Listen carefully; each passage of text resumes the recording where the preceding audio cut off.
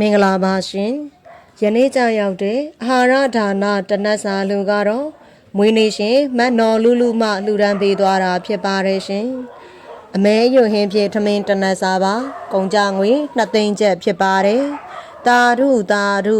ပါရှင်ယခုလိုမျိုးအပေကံဒုက္ခိတတရိษံလေးများအပေါ်မှာကြီးစွာသောစေတနာထားပြီးလှူဒန်းပေးတဲ့အတွက်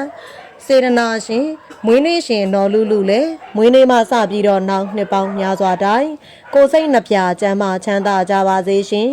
အန္တရာယ်ကင်းဘေးရှင်ပါစေစီးပွားလန်းလာဖများလည်းပွင့်လန်းဝေစားကြပါစေရှင်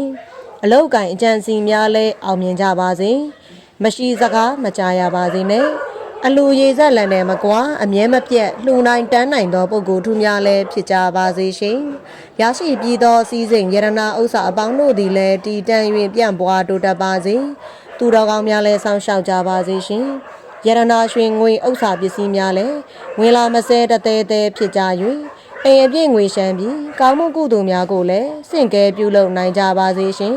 စားနပ်ရိက္ခာများပေါ်များပြီးတော့ချွေရန်တင်းပင်လဲကျွယ်ဝပါစေလို့ကျမတို့ရွှေရောင်နှလုံးသားမိသားစုမှဆုတောင်းပေးလိုက်ပါတယ်ရှင်